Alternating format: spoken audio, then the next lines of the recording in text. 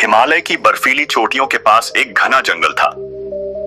उसी जंगल के बीचों बीच एक आश्रम था, जहां एक महान साधु महाराज अपने शिष्यों को अध्यात्म और जीवन की सच्ची शिक्षा दिया करते थे। वे बहुत ज्ञानी थे और उन्होंने अपने जीवन में हर मोह माया को त्याग दिया था। उनका एक प्रिय शिष्य था आनंद। आनंद बहुत बुद्धिमान था और गुरु की हर शिक्षा को ध्यान से सुनता था। लेकिन उसकी एक समस्या थी, उसे भौतिक सुखों से बहुत लगाव था। वह अच्छे वस्त्र, स्वादिष्ट भोजन और सुंदर वस्तुओं की ओर जल्दी आकर्षित हो जाता था। साधु महाराज ने कई बार उसे सिखाने की कोशिश की कि सच्चा सुख त्याग और संतोष में है, लेकिन आनंद इस बात को पूरी तरह समझ नहीं पाता था। एक दिन साधु महाराज ने सोचा कि आनंद को एक अनुभवात्मक शिक्षा देनी होगी।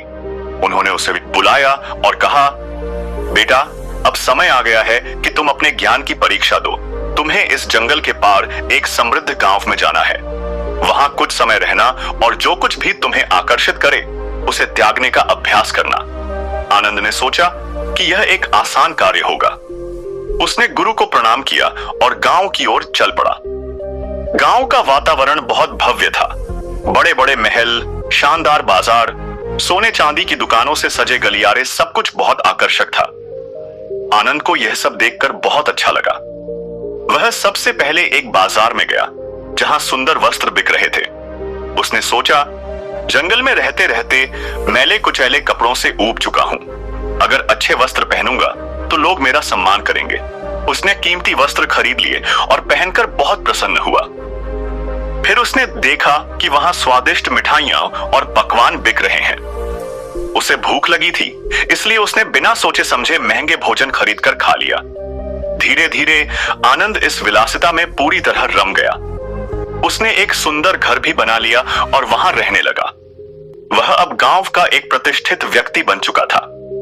कुछ महीनों बाद साधु महाराज गांव आए और देखा कि आनंद अब पूरी तरह से भौतिक सुखों में डूब चुका था। उन्होंने आनंद को बुलाया और पूछा, बेटा, तुम्हारी परीक्षा पूरी हुई? क्या तुमने मोह और लालच से मुक्त होना सीख लिया? आनंद ने शर्मिंदा होकर सिर झुका लिया और बोला, गुरुदेव, मैं असफल हो गया। मुझे यह सब बहुत अच्छा लगा और मैं यहाँ के सुख छोड़ नहीं पाया। साधु महाराज मुस्कुराए और बोले, कोई बात नहीं, लेकिन अब मैं तुम्हें एक छोटी सी यात्रा पर लेकर चलता हूँ। साधु महाराज ने आनंद को एक पहाड़ी की ओर चलने को कहा। वे दोनों चलते चलते एक निर्जन स्थान पर पहुंचे।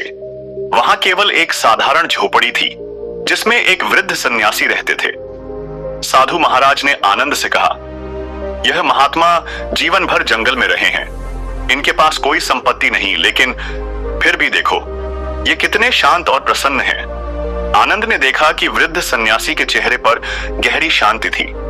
उसने उनसे पूछा, बाबा, आपको कभी कोई लालच नहीं हुआ?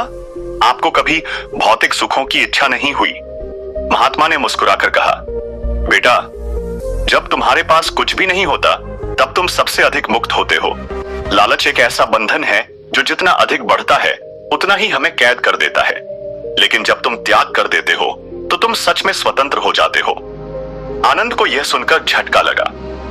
उसने सोचा कि साधु महाराज सही कहते थे। मैं जितना अधिक चीजों से चिपकता गया उतना ही अधिक मैं असंतोष में डूबता गया। लेकिन यह महात्मा कितने शांत और प्रसन्न हैं, क्योंकि उन्होंने कुछ भी पाने की इच्छा ही छोड़ दी है। आनंद को अपनी गलती समझ में आ गई। उसने अपने घर, कीमती वस्त्रों और सारी संपत्ति को गांव के जरूरतमंद लोगों में बांट दिया। फिर वह साधु महाराज के चरणों में गिरकर बोला, गुरुदेव, अब मैं समझ गया हूं कि असली सुख त्याग और संतोष में है। मुझे क्षमा करें, अब मैं हमेशा संतोष का जीवन जीऊंगा। साधु महाराज ने उसे आशीर्वाद दिया और बोले, बेटा, अब तुम सच्चे ज्ञान के पथ पर हो। याद रखना, मोह और लालच कभी भी आत्मा को शांति नहीं दे सकते। जब मनुष्य संतोष और त्याग को अपनाता है तभी उसे वास्तविक आनंद प्राप्त होता है। इसके बाद आनंद अपने गुरु के साथ वापस आश्रम चला गया और जीवन भर त्याग और संतोष के मार्ग पर चला।